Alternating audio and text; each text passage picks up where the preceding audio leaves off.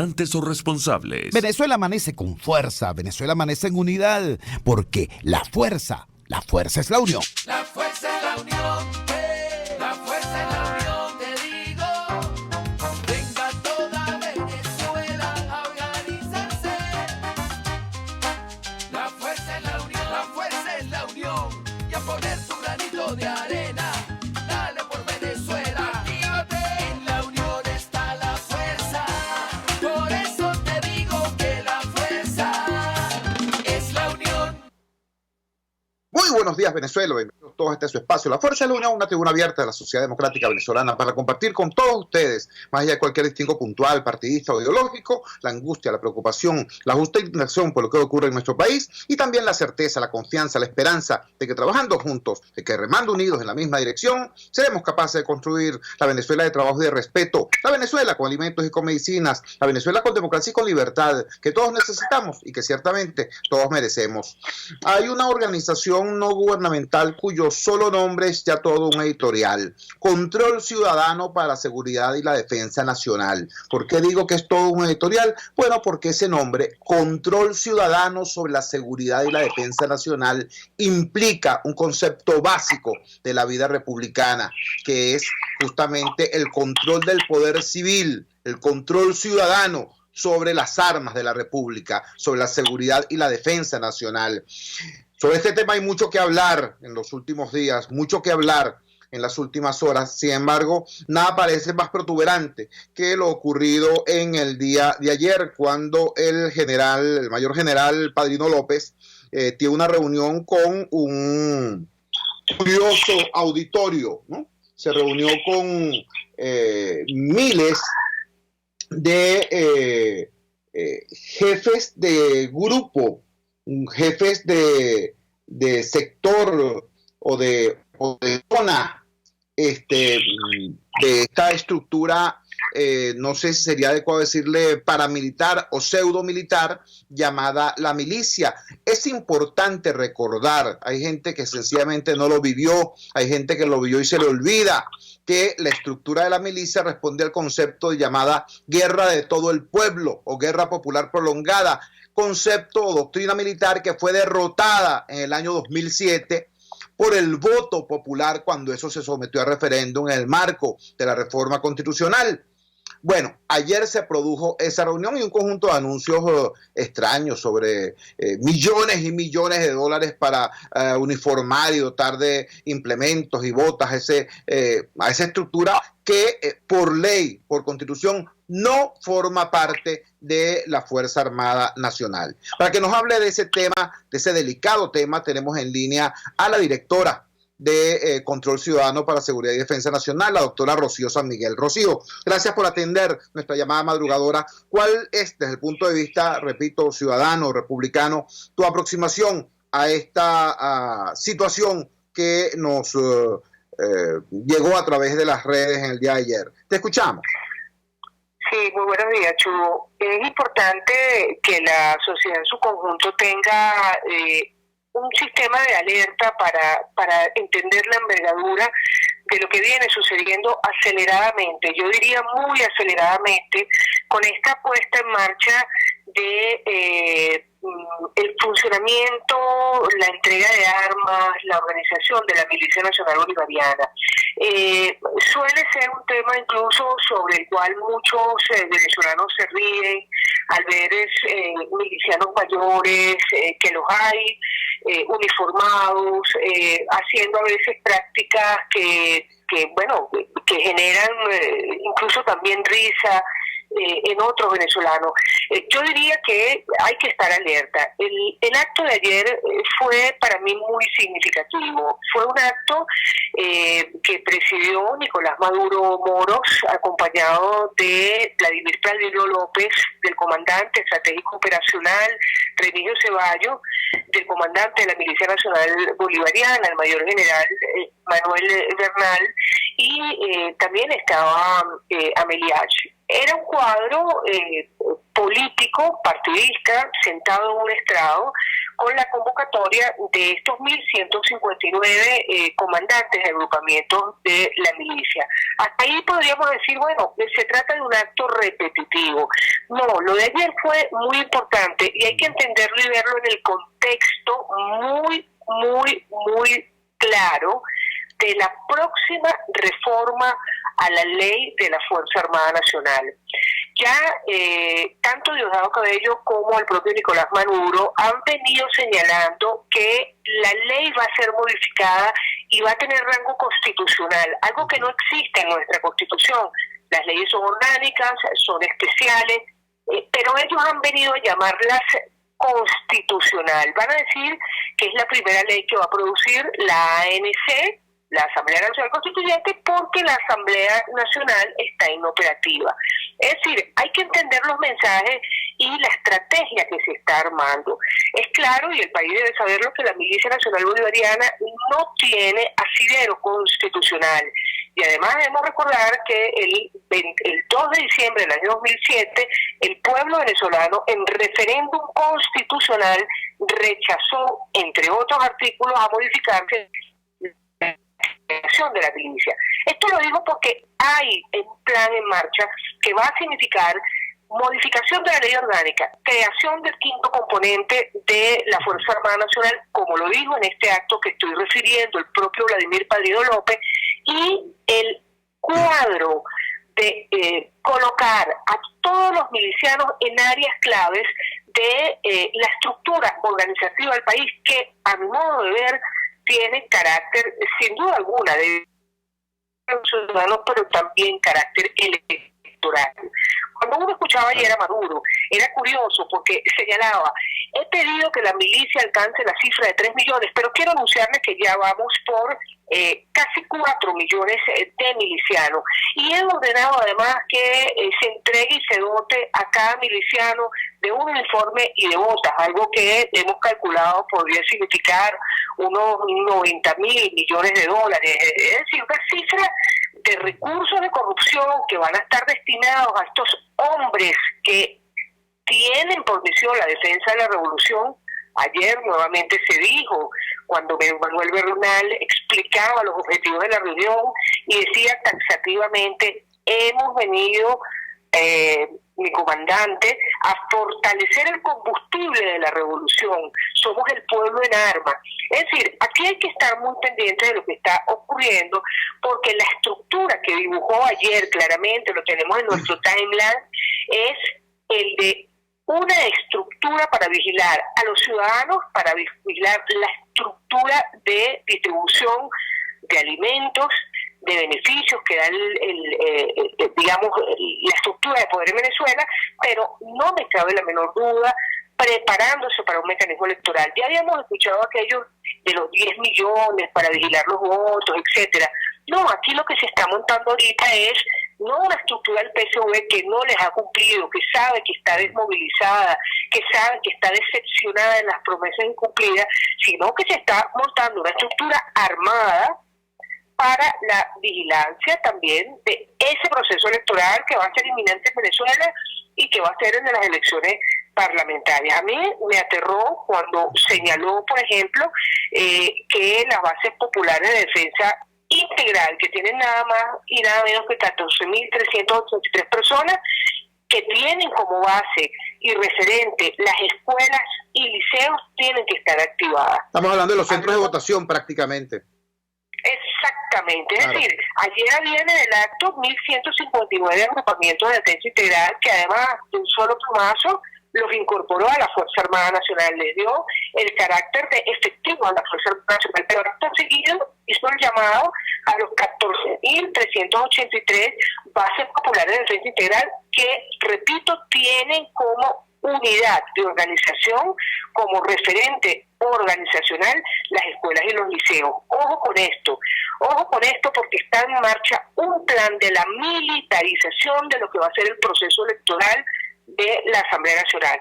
Seguidamente habló de unas llamadas células, las células que llama él estructura de base, que las llama UPDI, Unidades de Defensa Integral, organizadas por milicianos de 30 a 60 milicianos que deben vigilar, de los cuales dice tener 63.000 un PDI, y luego lo que llama comandantes de calle. Miren, entendamos los venezolanos, esto no es para ninguna defensa del país contra el imperialismo, olvidémonos de esto.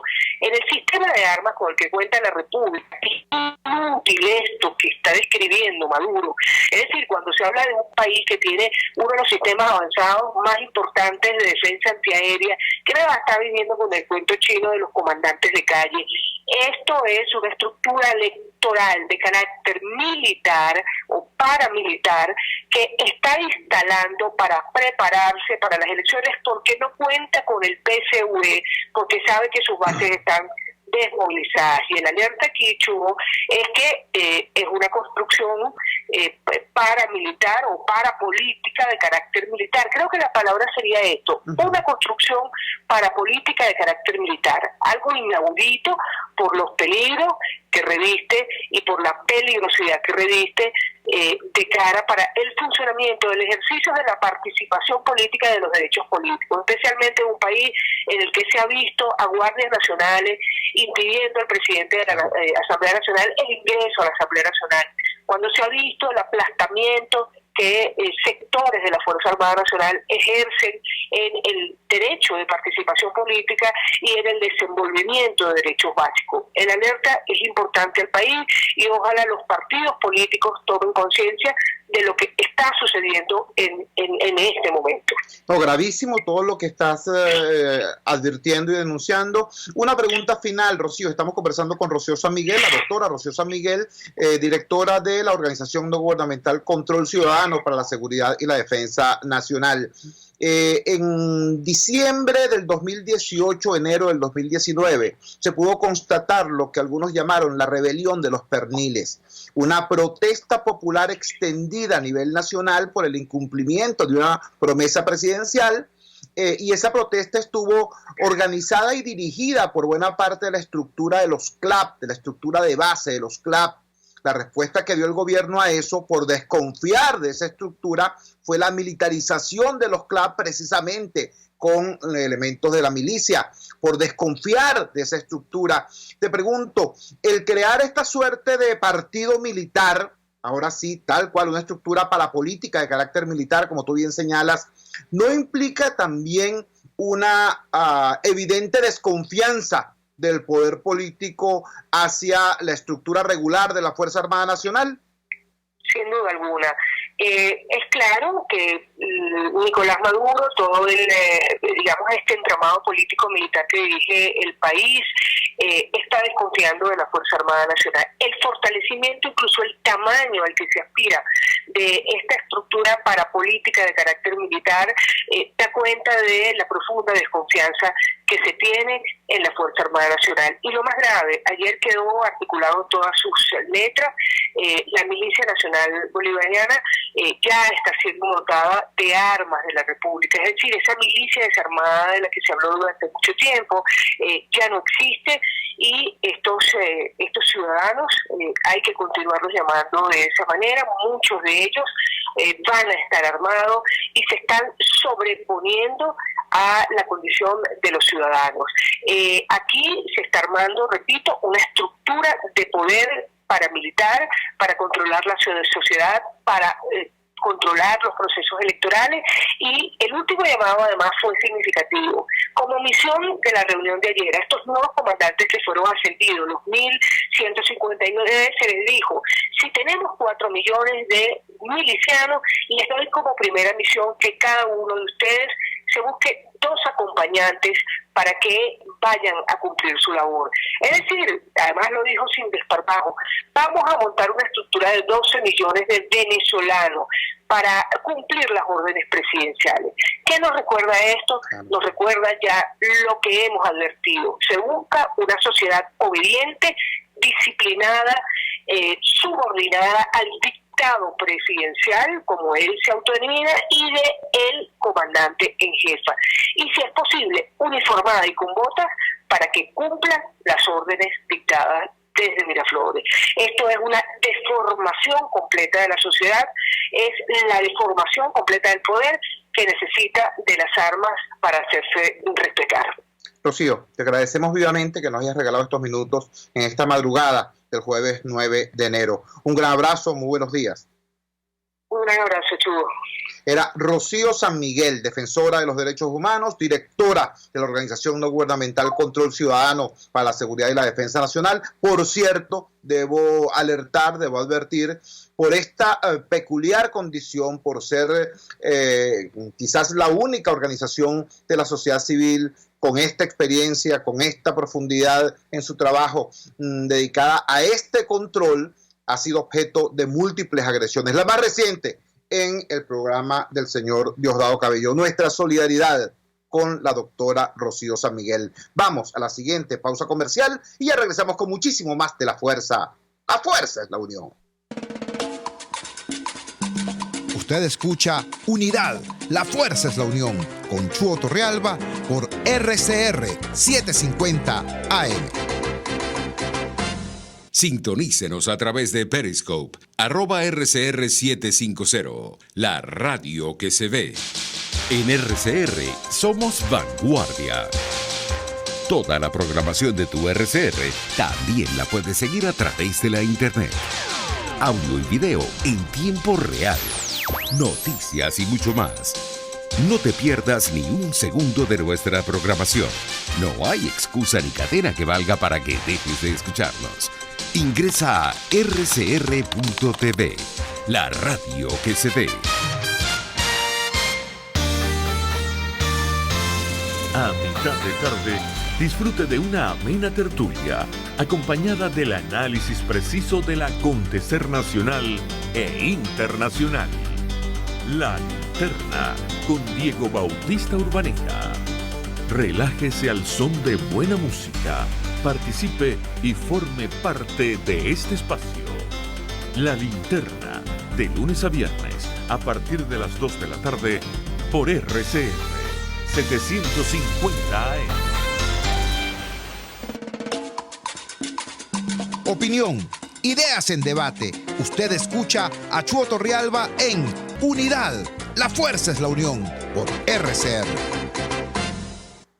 Regresamos a La Fuerza es la Unión, mientras por un lado nos explican en detalle cómo el régimen avanza en un proceso de militarización del Estado y de la sociedad, y yo insisto en el enfoque que me parece afortunado, me parece correcto, de la doctora Rocío San Miguel. Esto ocurre no como alarde de fuerza, sino por el contrario, como demostración de la debilidad estructural del sistema de dominio. Si no pueden tener una estructura civil, por ejemplo, que les garantice el funcionamiento de los CLAP, militarizan los CLAP. Si no tienen confianza en la estructura política del PSUV, ni tienen confianza en la estructura profesional de la Fuerza Armada, entonces crean este esperpento pseudo militar que sería el aparato político de carácter militar llamado la milicia, tal como nos lo describió y nos lo explicó en detalle, repito, la doctora Rocío San Miguel. Bueno, situaciones como esas se dan en otros ámbitos particularmente delicados de la vida del país, como es la administración de justicia. Ayer ocurrió una situación en extremo delicada. Ayer tenía que darse pues la continuidad del juicio contra Roberto Marrero. Decirle juicio es ciertamente forzar las palabras, forzar los conceptos. Estamos hablando de una mascarada judicial en un procedimiento de persecución política contra quien fuera jefe de gabinete del presidente Juan Guaidó, el doctor Roberto Marrero. Bueno, había una situación allí donde esa mascarada podía llegar a su final y se produce un evento extraño, un evento sobrevenido. Tenemos en línea al doctor Joel García. Joel García es investigador, es abogado, es profesor universitario, forjador de generaciones de abogados venezolanos y es parte del equipo de la defensa precisamente de Roberto Marrero. Joel, gracias por atender nuestra llamada madrugadora. Feliz año, te agradecemos vivamente que nos acompañes en esta madrugada del 9 de enero. Dinos, ¿qué fue lo que pasó en el contexto de esta situación, de este juicio contra Roberto Marrero? Te escuchamos. Buenos días, Chu, buenos días a toda Venezuela y un feliz año para todos. Esperemos que verdaderamente este año sea feliz, porque verdaderamente tenemos muchos años siendo infelices. Sin embargo, con respecto a lo que introducía sobre el caso de Roberto Marrero, cuando decías tú que es forzar los conceptos de llamarlo juicio o llamarlo un proceso judicial, es forzado. Sin embargo, cuando comenzó este juicio, y a medida que íbamos evacuando los órganos de prueba que tiene el Ministerio Público para incriminar a Roberto Marrero, esos órganos de prueba entraron en una evidente contradicción, que eso iba por un solo camino, que la juez no iba a tocar otro camino que decretar la absolución de Roberto Marrero. El día 20 de diciembre, que fue el último día hábil judicial, nos informaron de manera extraoficial que la juez iba a ser destituida, que la juez iban a llamar a capítulo porque la juez estaba mostrándose demasiado imparcial en ese juicio y eso no podía ser. Sin embargo, nos sembraron dudas, por supuesto, eran comentarios extraoficiales, y ayer, que nos correspondía la continuación de ese juicio, el día 8 ayer, de Roberto Marrero, nos conseguimos con la puerta del tribunal de que dice no hay despacho. Entonces se averigua por qué no hay despacho y efectivamente es porque la juez fue destituida en fecha 20 de diciembre, tal y como nos habían informado. ¿Por qué fue destituida? Porque la juez no mostró parcialidad, porque la juez se comportó como una verdadera juez, como la juez permitió que las partes se desarrollaran en juicio, la juez permitió, como debe ser, de que los testigos, los expertos que iban acudiendo a ser evacuados, fueran interrogados de la manera que debe ser. Y llamó la atención que la Fiscalía, ¿verdad?, no podía demostrar absolutamente nada, y para eso fue muy incómodo, y que seguramente, y así sucedió, los videos que se están grabando del tanto del juicio de Marrero como el de Requesén son observados, quién sabe de qué nivel y dónde, cada uno que terminó en audiencia de ellos, y seguramente vieron que tantas contradicciones, y lo único que podía conducir era una solución, porque si no, el dictamen del juez iba a ser totalmente contradictorio con lo que se ventiló en el juicio. Y por ello, no dudamos de que la juez Isis Gutiérrez fue despedida, fue destituida, porque estaba cumpliendo su rol verdaderamente de juez y no prestarse a esa vagabundería de que estamos viendo.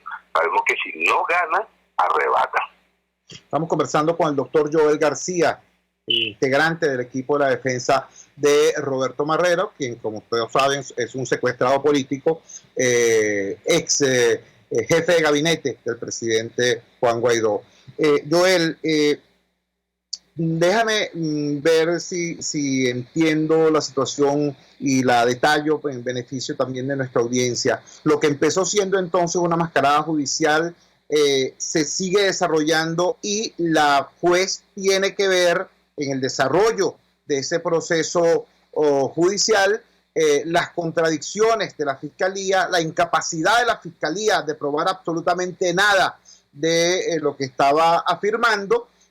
Permite la juez, no porque sea graciosa ni condescendiente, sino porque es su trabajo, pues actúa apegada a derecho, actúa apegada a la norma y permite la acción de la defensa, la evacuación de las pruebas.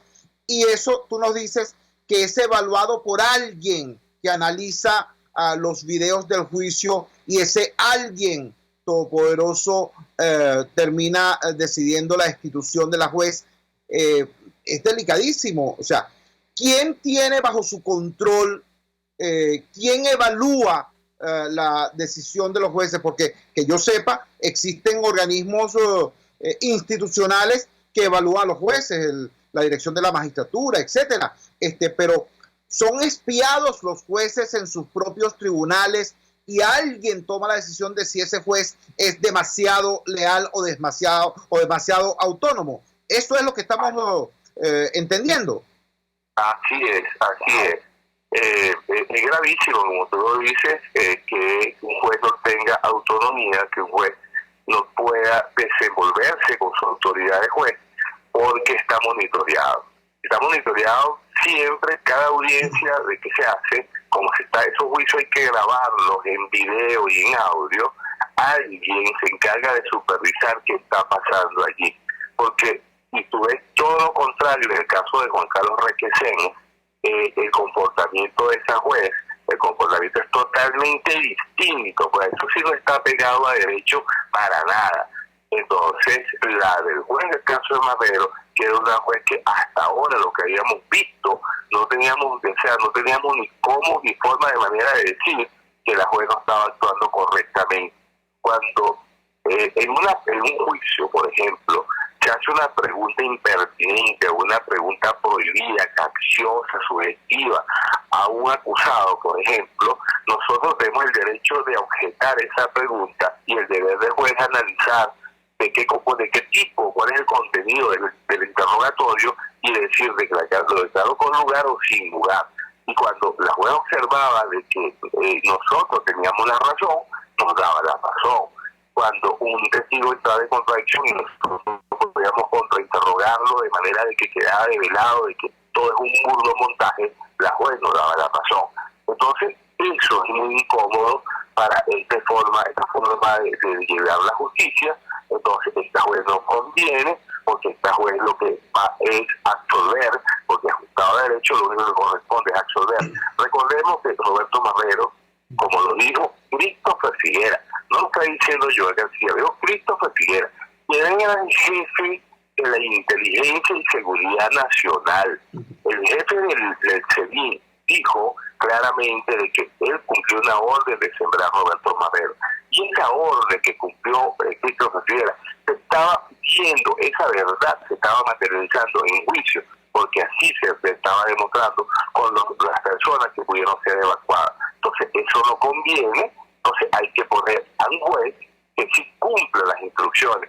Y que con toda seguridad, no sé a quién van a poner, pero ese juez ya sabemos que con qué instrucciones viene. Joel, te agradecemos vivamente que nos hayas regalado estos minutos y que nos informes. Es para nosotros valiosísimo como ciudadanos, no solamente porque seamos solidarios con Marrero, no solamente porque seamos solidarios con Requesens, sino porque somos solidarios con la forma republicana de gobierno y con la vida en democracia. Saber lo que ocurre dentro de un proceso judicial, dentro de un tribunal. Más allá de esta penosa situación, la noticia es la confirmación de que nuestros jueces no son autónomos en sus tribunales, no son autónomos en sus juzgados, son monitoreados no por una instancia institucional, sino por una instancia política que decide cuán fiel, cuán leal o no es ese juez a un dictamen político partidista. Muchísimas gracias, Joel. Buenos días. Buenos días, Chuo. Un abrazo a toda tu audiencia. Gracias por llamar. Joel García, abogado, defensor de los derechos humanos, venezolano, forjador de generaciones enteras de abogados de la República y defensor de Roberto Marrero. Vamos a la siguiente pausa comercial y ya regresamos con muchísimo más de La Fuerza. La fuerza es la unión. Les estamos presentando Unidad. La fuerza es la unión. Solo por RCR 750 AM. Puedes seguirnos en nuestras redes sociales. En Twitter, @RCR750. La radio que se ve.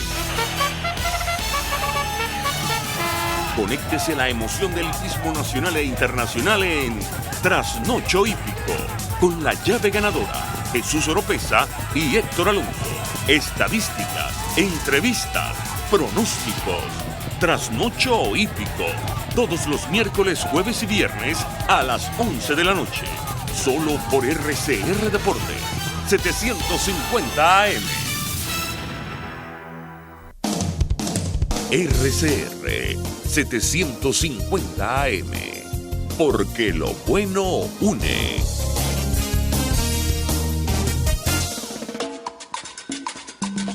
Les estamos presentando Unidad.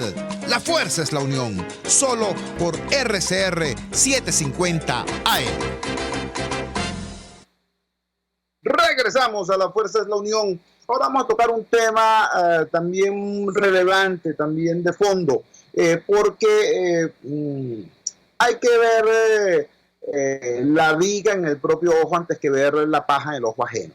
Yo creo que la sociedad democrática venezolana tiene que reflexionar a propósito de lo que ha ocurrido en las últimas horas a propósito de la Asamblea Nacional. Hace apenas 30 días había gente que decía, no, la Asamblea Nacional no sirve absolutamente para nada. Y los diputados que están allí no sirven para nada. Ahora, ¿no?, los diputados son unos héroes, ¿no? Y la Asamblea Nacional es tan importante que el gobierno monta una operación crematística y militar. O sea, por un lado la corrupción, la operación Alacrán Rojo comprando diputados, y por otro lado la fuerza bruta de los cuerpos de seguridad y de los colectivos de los paramilitares maduristas para imponer su control sobre el Palacio Federal Legislativo, sobre la sede de la Asamblea Nacional. Es decir, se equivocaban quienes decían que no servía para nada la Asamblea, que no era importante el triunfo del año 2015, que no era importante la mayoría democrática en la Asamblea Nacional. Eso no es una opinión, es un hecho. Ciertamente es relevante, y ahí están los esfuerzos del régimen para tratar de controlar el único poder público autónomo en nuestro país. Ahora, si eso es verdad, si ha tenido sentido hacer todo lo que ha hecho la mayoría democrática para reivindicar el control ciudadano, el control del país sobre ese poder público, sobre el poder legislativo, entonces, bueno, se nos aproxima una decisión importante. La Constitución, no Tibisay Lucena, no Nicolás Maduro, no Diosdado Cabello, la Constitución establece que en el año 2020 tiene que haber elecciones parlamentarias. Yo quisiera que además de parlamentarias hubiera elecciones presidenciales. Yo quisiera que las presidenciales fueran o conjuntamente o antes que las parlamentarias, pero lo cierto es que lo que está previsto en la Constitución es que en el año 2020 hay elecciones parlamentarias. ¿Cuál va a ser la conducta del campo democrático frente a esa realidad? Vamos a participar y a lograr no solamente mantener, sino incrementar el triunfo del 2015, o por el contrario, vamos a ausentarnos de ese proceso y a regalarle al régimen el control sobre la Asamblea, sobre el Parlamento venezolano. Sobre esos temas estuvo reflexionando ayer en la red social Twitter la doctora Marigen Jiménez. Marigen Jiménez es venezolana, es una joven venezolana, es politólogo, es profesora de ciencias políticas en la Universidad de Oxford, y la tenemos en línea en este momento. Marigen, gracias por atender nuestra llamada madrugadora. Dinos, en tu opinión, como experta y como persona que, a pesar de estar ciertamente lejos geográficamente, sigue en forma acuciosa el proceso político venezolano, ¿cuál debería ser la actitud y conducta del campo democrático ante esta situación, ante este reto? Te escuchamos. Hola, Chugo, buenos días. Muy contenta y agradecida de poder estar aquí contigo conversando sobre estos temas tan importantes. Así que un saludo para ti y también para tu audiencia. Ya en la introducción has dado con puntos muy relevantes y que tienen que estar sobre la mesa en este momento. Parte de ese esfuerzo justamente que estemos conversando aquí y que se converse ahora todos los días sobre este tema tan importante que es la elección parlamentaria de este año, que así lo estipula la Constitución de nuestro país. Entonces, en ese sentido tenemos que vencer la censura por parte del sistema autoritario, pero también por parte de algunos sectores opositores que ya han decidido no participar. Yo creo que es importante resaltar y recordar que aquí estamos hablando de derechos civiles y políticos. Derechos civiles y políticos que están consagrados en nuestra Constitución, pero también que están protegidos bajo el derecho internacional, así como es el Pacto Internacional sobre los Derechos Civiles y Políticos. También hay muchísima jurisprudencia de la Corte Interamericana de Derechos Humanos que hacen llamado a los estados a, validar y proteger los derechos civiles y políticos, como es la participación ciudadana y el derecho a tener una elección libre y justa, una elección democrática. Ahora bien, la respuesta muchas veces es, bueno, eso no es posible porque en Venezuela hoy en día hay un sistema autoritario. Bueno, justamente la lucha aquí es por abrir ese sistema. La lucha es por la participación plena. La lucha es por democratizar al país. Entonces, esta también es una lucha constitucional, es una lucha por derechos, por ampliar los derechos de los venezolanos. Yo creo que los enfoques siempre importan mucho, ¿no? Esto no se trata de una cosa menor, es un tema tan importante como la activación de la ciudadanía y el derecho a participar y elegir a nuestros representantes. Además, esta lucha se ha dado durante muchísimos años. Sería catastrófico claudicar en estos momentos.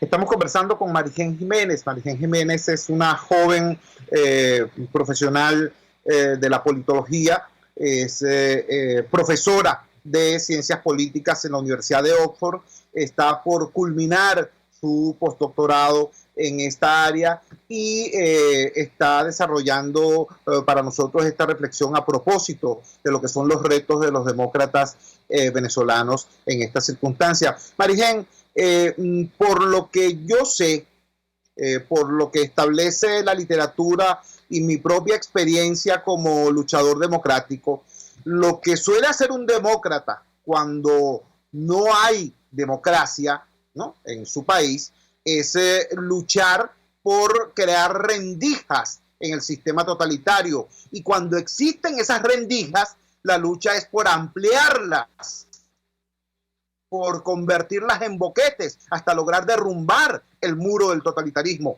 Eso es lo que yo he visto, eso es lo que conozco a través de la literatura especializada. Háblanos tú, como investigadora, de cuáles son las experiencias más relevantes en materia de la utilización o no de los procesos electorales como herramientas en la lucha por la construcción de democracia en el marco de regímenes autoritarios. Tienes toda la razón, Chu. Es muy importante justamente buscar la liberalización como parte del proceso de democratización.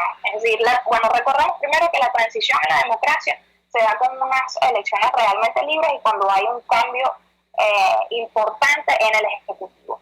Ahora bien, ese es un concepto, la transición. El otro concepto es la liberalización, buscar una apertura que sea parte del proceso que pueda conllevar a esa transición. Sí, correcto, como has dicho, la literatura comparada que estudia casos en el continente africano o también en el continente asiático, donde también muchísimos regímenes autoritarios, explica que el boicot, en realidad, es decir, la abstención, no trae ningunos frutos concretos, ni a corto plazo ni a largo plazo.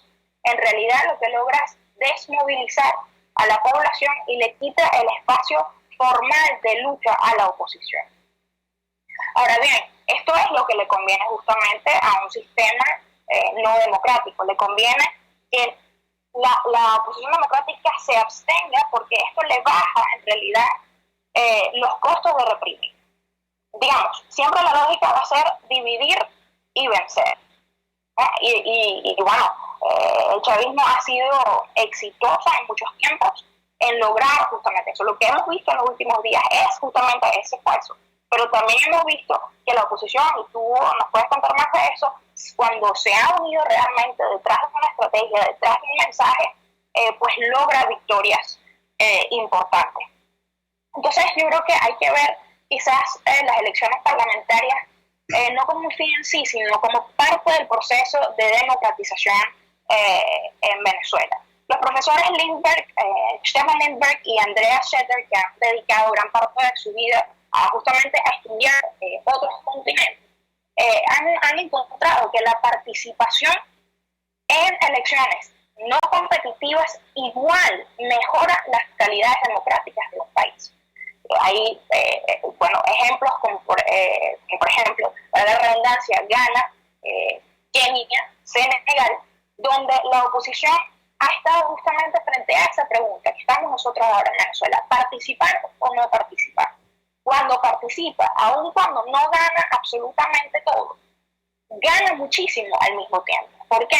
Porque tiene ese espacio formal de lucha, porque puede justamente dentro de los parlamentos hacer un llamado también a la comunidad internacional y a la ciudadanía de las violaciones que se puedan cometer, pero también entonces tiene la oportunidad de negociar dentro de ese espacio por unas aperturas. Mira, Chu, una cosa que a mí me preocupa en estos momentos es una tendencia global anticonocimiento, ¿no? Y anti-análisis comparado.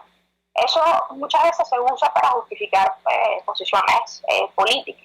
Yo creo que aquí el esfuerzo y el llamado también es a estudiar más justamente en análisis comparado, aun cuando en ningún caso se compare al 100% con nuestro caso, porque es lógico, cada país tiene su trayectoria, su historia, su cultura, sus legados políticos. Es muy importante aprender de otras experiencias.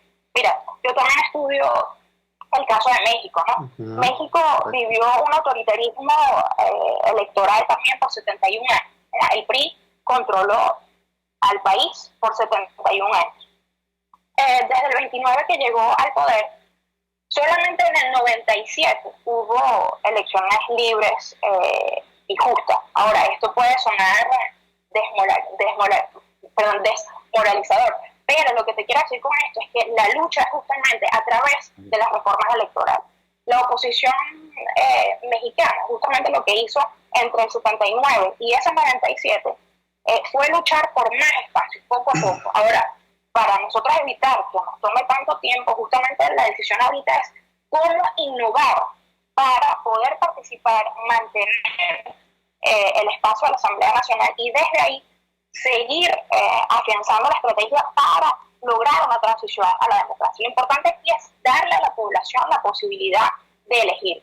El autoritarismo siempre va a tratar de controlar el espacio de participación. Entonces, lo que tiene que hacer, en mi opinión, la oposición es ampliar la participación, ampliar las posibilidades de decisión.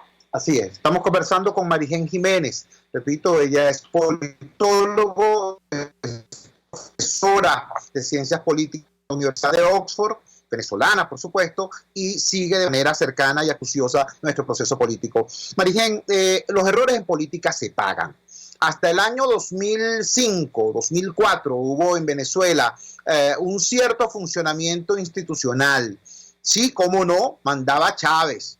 Estaba Chávez vivo y gobernando, y sin embargo, aquí había, por ejemplo, un Consejo Nacional Electoral, como el presidido por Andrés Caleca, que tenía un funcionamiento relativamente idóneo, hasta el punto de que manejó 5 procesos electorales y todos los participantes estuvieron respetando los resultados que ese CNE emitió. Sin embargo, se produjo la abstención opositora en el año 2005 y allí, con una Asamblea Nacional monocolor, con un Parlamento rojo-rojito, vino toda esta hecatombe institucional en la que ahora nos movemos. A tu juicio, ¿cuáles serían los peligros, cuáles serían los costos de repetir en el 2020 el error del 2005?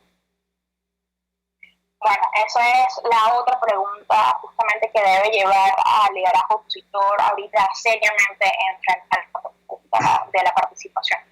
Lo que vemos justamente es que cuando las oposiciones, como te comentaba, se abstienen de una elección como la parlamentaria, pues le dejan el Parlamento al 100% al gobierno que tiene tendencias más o menos autoritarias. Digamos, la Venezuela del 2005 no es la Venezuela de hoy, pero la Venezuela del 2010, gracias a esa abstención, no era la Venezuela del 2005, me explico. Claro. En esos 5 años se pasaron muchísimas leyes en el seno de la Asamblea Nacional que permitieron justamente el movimiento de Venezuela hacia, bueno, un régimen autoritario competitivo, como lo llamamos en la ciencia política.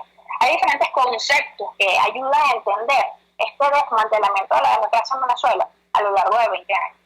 Ya ahorita hemos llegado a un punto donde tenemos que tomar básicamente las decisiones correctas para evitar que Venezuela se vaya hacia un sistema más como el ruso, ¿no? Donde sí es ya muchísimo más complicado participar dentro de los mecanismos formales. ¿Cómo ¿Cómo evitar eso? Bueno, es muy fácil decirlo, Chugo, estoy clara en eso. Pero lo que se tiene que hacer es evitar. ¿Cómo evitarlo? Justamente previniendo un escenario como el del 2005 en Venezuela. Bueno, aquí las críticas son, pero bueno, la represión ha sido extremadamente alta. Observa lo que ha pasado en los últimos días. Han desmantelado los partidos políticos. Bueno, eso todo es cierto. Ahora, también es cierto que es muy costoso para los regímenes autoritarios no dejar participar a la oposición. Claro, ponen trabas, pero estas trabas, entre comillas, son más sofisticadas que las trabas que ponían los dictadores clásicos en Latinoamérica en el siglo pasado, ¿no? Entonces yo creo que aquí quizás lo interesante puede ser buscar cómo también innovar dentro de la oposición para resistir esas trabas que te pone el régimen. Yo creo que tuviste también ahí en el clavo con el tema de las propuestas de Andrés Calegua. Ya ha dicho que el nombramiento de un CNE es muy importante y que eso requiere un trabajo de 10 meses. Entonces, ya comenzó el nuevo año, ya comenzó bastante movido también con la lucha por ese espacio, como tú bien dices. Mira, el Parlamento es muy importante también para los regímenes no democráticos hoy en día. ¿Por qué? Porque como hemos conversado, eso le permite, legitimidad nacional e internacional, le permite controlar a sus filas, le permite distribuir renta, le permite cooptar a la oposición y le permite tener una fachada democrática. Entonces, para prevenir eso, justamente tiene que ponerse el tema del CNE sobre la mesa. No se trata de ir bajo cualquier circunstancia, se trata de ir, obviamente, en las mejores circunstancias posibles, pero para lograr esas condiciones se tiene que trabajar y se tiene que, conversar el tema, debatir el tema y hacer propuestas concretas. Si la oposición decidiera no ir, abstenerse, yo creo que también lo mínimo que requiere la población es una explicación, ¿no? Y dar también los pasos A, B, C, D y explicar cómo se van a esquivar entonces o manejar los errores y las consecuencias tan graves que trae una abstención. Marigen, te agradecemos vivamente, amiga, que nos hayas regalado estos minutos a través de la distancia y del océano. Muchas gracias a ti, Chuo. Vamos a tratar de tener nuevos contactos porque es importante, como tú dices, en vez de intercambiar insultos, en vez de intercambiar consignas, es importante nutrir de contenidos este debate que es ciertamente tan importante. Muy buenos días, Marigen. Un abrazo, Chuo. Era Marigen Jiménez. Ella es politólogo, es venezolano, es profesora de ciencia política en la Universidad de Oxford y nos estaba dando estas consideraciones a propósito de este tema ciertamente crucial. Vamos a la siguiente pausa comercial y ya regresamos con muchísimo más de La Fuerza. La fuerza es la unión. Les estamos presentando Unidad. La fuerza es la unión. Solo por RCR 750 AM. Puedes seguir nuestra programación a través de rcr.tv, la radio que se ve. Es momento de consentirte en manos profesionales. La doctora Alba Fernández ofrece novedosos tratamientos faciales y corporales con técnicas y equipos de avanzada. Instagram, @doctora Alba Fernández, 0426-182-5964. Tu cuerpo y rostro se lo merecen y realza tu belleza. Quiero invitarte al restaurante Távola Calda La Lagunita, simplemente porque la vas a pasar muy bien. Los platos de su chef conjugan a la perfección el Mediterráneo con el Caribe, las porciones generosas y el ambiente es cálido y familiar. Comprueba que bien vale la pena en Instagram, @Távola Calda La Lagunita, la experiencia gastronómica que siempre querrás repetir. Antes de empezar el día, entérese de lo que acontece en el país junto a Pedro García Otero en Titulares de la Mañana. De lunes a viernes a las 6:30 de la mañana. Acompáñelo y empiece su día bien informado. Titulares de la Mañana con Pedro García Otero. Solo por RCR 750 AM. Porque lo bueno une. Amanece con la fuerza de un país que quiere cambio. Chuo Torrealba está al aire en Unidad. La fuerza es la unión. 482-9750 y @Chuo Torrealba por RCR. Regresamos a La Fuerza es la Unión con el tiempo justo para compartir con ustedes dos informaciones. La primera, el pronunciamiento aprobado ayer por los obispos venezolanos por la Conferencia Episcopal Venezolana en rechazo a lo ocurrido en la Asamblea Nacional. Les comparto con ustedes la nota que hicieron mis colegas de Efecto Cocuyo. La Conferencia Episcopal Venezolana rechazó que no se permitiera la instalación de la Asamblea Nacional el 5 de enero en el Palacio Federal Legislativo en condiciones normales y que miembros de la Fuerza Armada Nacional en complicidad con algunos diputados se haya prestado al abuso de poder que impidió la sesión y la elección de la Junta Directiva en el hemiciclo de sesiones. Se trata de un duro golpe a la institucionalidad del Estado, advirtió la Conferencia Episcopal Venezolana mediante un comunicado emitido este miércoles 8 de enero en horas de la noche. La institución eclesiástica presidida por Monseñor José Luis Azuaje calificó como hecho bochornoso la prohibición de entrada a la sede de la Asamblea Nacional el 5 de enero del presidente del Poder Legislativo, Juan Guaidó, quien tuvo que convocar a la sede del Diario El Nacional para instalar el Parlamento y elegir a las autoridades, no sin antes sufrir agresiones, al igual que muchos diputados de oposición. Lamentaron los obispos venezolanos que la situación se repitiera el martes 7 de enero, aunque con resultados distintos, pues Guaidó logró entrar al Palacio Federal Legislativo y ser juramentado una vez más como presidente encargado de la República. Se ha vuelto a sembrar en el ánimo de los venezolanos motivos para la desesperanza y un mayor sentido de indefensión, dijeron los obispos. También este martes 7 el pueblo fue testigo de un nuevo abuso de poder cuando órganos militares conjuntamente con grupos civiles afectos al gobierno trataron de impedir la entrada de los diputados legítimamente electos por el pueblo a los recintos de la Asamblea Nacional para cumplir con su trabajo legislativo. Es el texto aprobado por los obispos.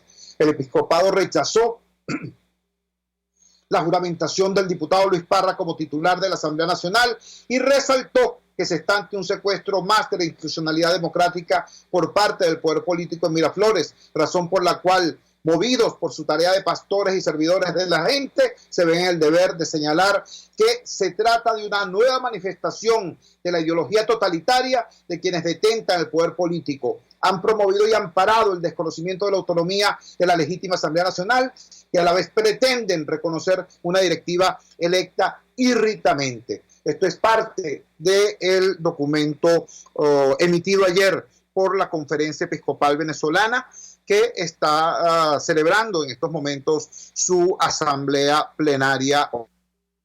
Yo agradezco a los obispos venezolanos su valentía como pastores, su valentía como doctores de la opinión pública y la emisión de este comunicado que ciertamente orienta el debate público.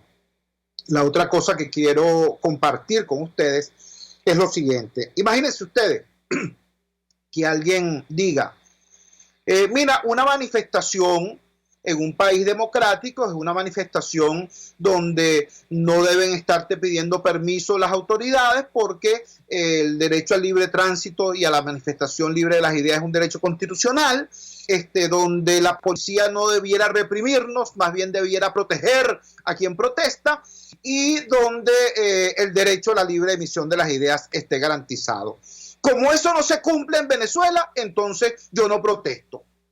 Como eso no se respeta en Venezuela, como manifestar en Venezuela no se cumple en condiciones de justicia y de equidad, entonces yo no protesto. ¿Qué dirían ustedes si alguien les dice eso? Bueno, tiene razón. Usted diría, ese es lo que te has asustado, ¿no? Ese no sale a enfrentar los retos que significa protestar en un régimen autoritario porque le teme a ese régimen autoritario. ¿Por qué se protesta? Precisamente porque no hay democracia. Utilizo este ejemplo para responder a las personas que dicen, pero es que esas elecciones, yo no participo en esas elecciones porque no son justas, porque son tramposas, porque hay manipulación, porque el gobierno es perverso. Chicos, justamente por eso hay que entender que el terreno electoral es otro terreno de lucha en el cual hay que plantarse y desafiar al régimen autoritario. desafiarlo. Y la experiencia nos dice que cuando ese desafío lo hacemos organizados, con una dirección colectiva, con una línea clara y con un mensaje pegadito a las realidades de la gente y a las angustias de la gente, cuando eso ocurre, estoy hablando de opiniones, estoy hablando de hechos. En cambio, cuando decimos, no se puede participar porque eso es fraude, entonces le regalamos la Asamblea Nacional a estos sujetos. Pasa lo que ocurrió en el 2005. ¿Qué los venezolanos ahora? Bueno, dialogando entre nosotros y resolviendo entre nosotros una línea coherente. No podemos cerrarnos. Tenemos que ser proactivos y diseñar una conducta, en primer lugar, que nos una a todos y en segundo lugar, que nos haga avanzar. Eso es lo que está planteado. Trabajaba para ustedes en la dirección general de la emisora Jaime Nestares. Al frente de los controles estuvo César Arteaga. Habló para ustedes su amigo, comunicador popular, activista social, ciudadano en lucha por la democracia y por la libertad, Jesús Chuo Torrealba. Ahora más que nunca, fuerza, Venezuela, porque la fuerza es la unión. RCR presentó Unidad, la fuerza es la unión, con Chuo Torrealba, solo por RCR 750 AM.